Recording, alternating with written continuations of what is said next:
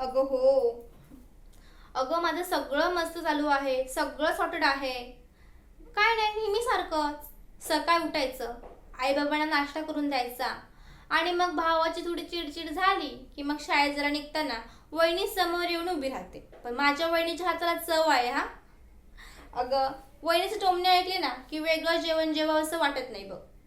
टोमणे ऐकूनच ढेकर येतो.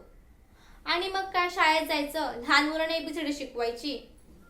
पण तुला एक गंमत माहितीये का? अगं लहान मुलांमध्ये राहून कळालं की लहान मुलं ते स्वप्न बघत असतात, ते कधीतरी पूर्ण होईल अशी आशा ठेवत नाही ग ते. म्हणून त्यांना निवांत झोप लागते. पण आपण मात्र झोपायलाच घाबरतो, कारण काहीतरी स्वप्न पाहिलेलं असतं, ते कधीतरी पूर्ण करू या आशेने झोपत नाही. पण एकदा स्वप्न तुटलं की ते पुन्हा पडेल या भीतीने झोपायलाच घाबरतो बघ. स्वप्न महाग झाल्यात ग.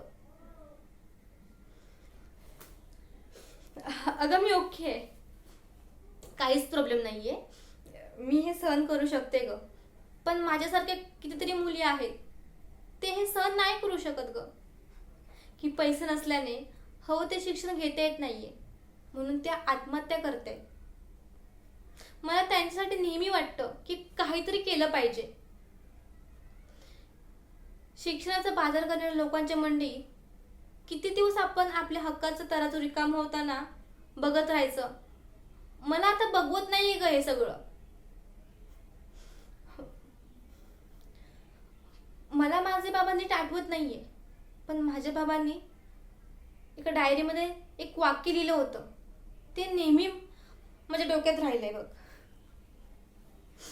गुन्हेगार काहीतरी करतो म्हणून समाज उद्ध्वस्त होत नाही, तर समाज उद्ध्वस्त होतो कारण कॅपेबल माणसं काहीच करत नाहीये.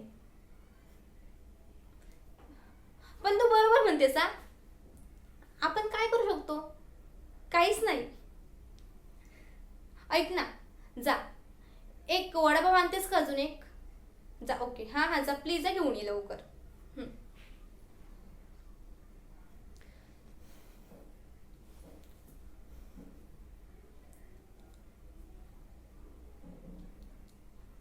धन्यवाद.